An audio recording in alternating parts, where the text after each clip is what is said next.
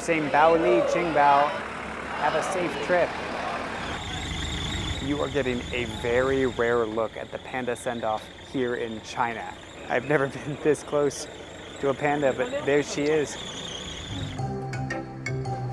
A few hours earlier, a private farewell for the 3-year-old panda pair and a ceremonial transfer of care from China to the US. We got here a few days ahead of the send-off. We've made it. It's a long journey. Traveling to Chengdu and meeting up with panda keepers from the Smithsonian's National Zoo. Thanks for making time. I know you guys are busy, Mariel, Trish. We catch them just outside the panda quarantine zone. This was what I worked for, and it feels so surreal.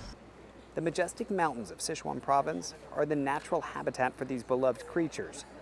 Chances of us actually seeing one out here, we're told, are quite slim. We're granted access to a reserve that tourists aren't allowed, joining researchers from the Smithsonian who specialize in panda rewilding, or efforts to reintroduce them to their natural habitat. Part of the reason for putting them in an area like this and keeping them away from people is so that they're not acclimatized to people. You wouldn't want to release a panda and have them approach a village, for example.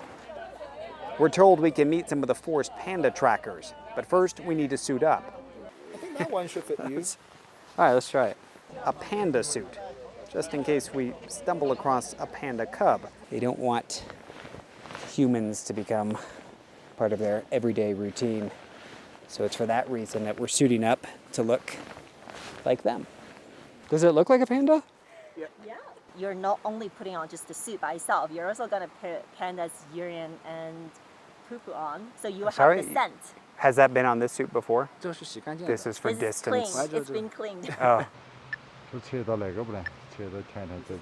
So if they sense on the signal that the cub is nearby, they're going to put on a hood. The hood goes on. Go into hiding.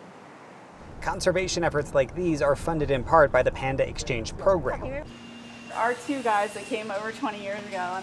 Zoos like the Smithsonian's pay $1 million a year to host a pair of giant pandas, adding to the pressure. Just imagine everything we do, the entire world is watching, and there's no margin for error.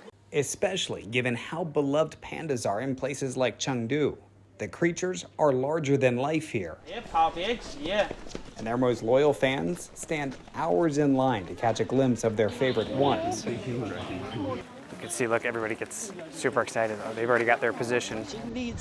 And there are even panda influencers like Chu, who post content from his bedroom. So you're into pandas? Actually, sorry, before we start, can we just move one big panda to that one there? Which doubles as his studio. Why do you love them so much? Cute, so cute. The pandas that go part of the exchange program from here in China to the US. What do you make of that? This is an agreement between China and the US. And because I love my country and I love pandas, I support it. The Panda Exchange, or Panda Diplomacy, dates back to 1972. President Nixon's historic visit sparking China to send pandas to the US, and now to many other countries.